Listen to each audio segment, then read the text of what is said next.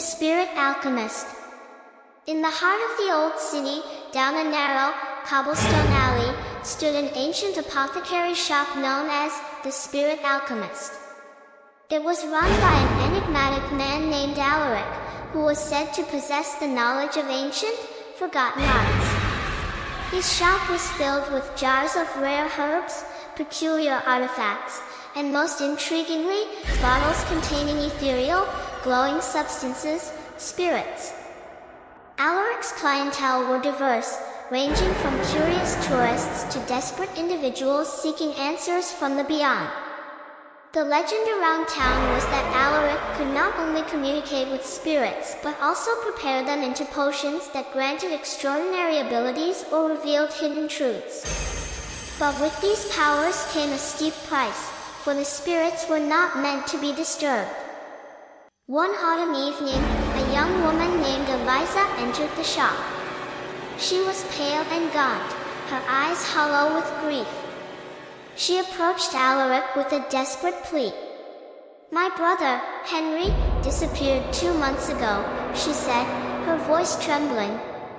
"No one has seen or heard from him since. I've heard that you can prepare spirits to find lost souls. Please, I'll do anything." Alaric studied her for a moment before nodding slowly. Such preparations are dangerous and not to be taken lightly. The spirits demand respect and exact a heavy toll. "Are you certain this is what you want?" Eliza nodded without hesitation. "I need to find him. Please." Alaric led her to a back room, dimly lit by flickering candles. The air was thick with the scent of incense and the faint hum of ancient chants. Shelves lined the walls, filled with jars of ingredients, scrolls of spells, and bottles containing spirits of varying colors and intensities. "To prepare the spirit, we must first summon it," Alaric explained. He began to draw a circle on the floor with salt, inscribing runes along its perimeter. He placed a black candle at each cardinal point and lit them with a murmured incantation. From a high shelf, Alaric retrieved a crystal vial containing a swirling, silvery mist. "This is the spirit of revelation," he said. "It will seek the truth and guide you to your brother.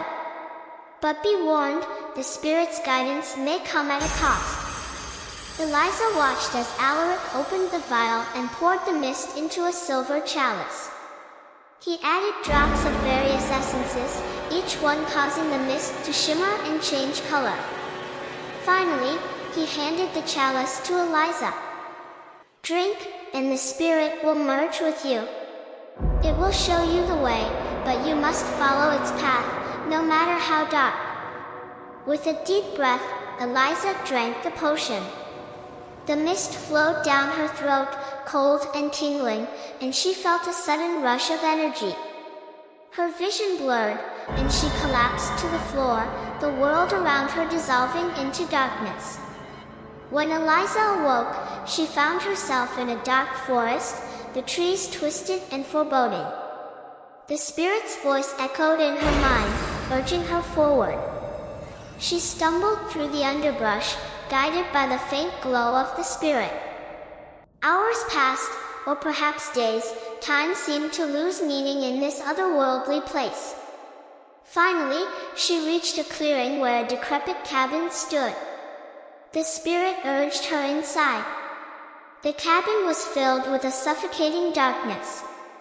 As Eliza stepped inside, the door slammed shut behind her, and she heard the faint sound of chains rattling.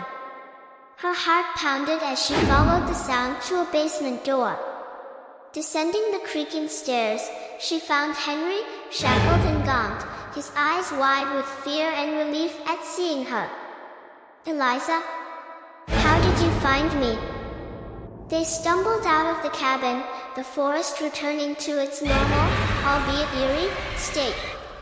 Eliza and Henry made their way back to the city, where they found Alaric waiting.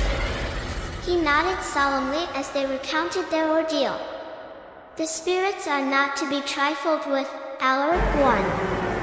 you were fortunate to escape with your lives. Remember this lesson well. Eliza and Henry left the shop, grateful but forever changed by their encounter with the supernatural. The Spirit Alchemist's reputation grew, but so did the whispers of caution among the townsfolk. For the spirits, once disturbed, never truly rest.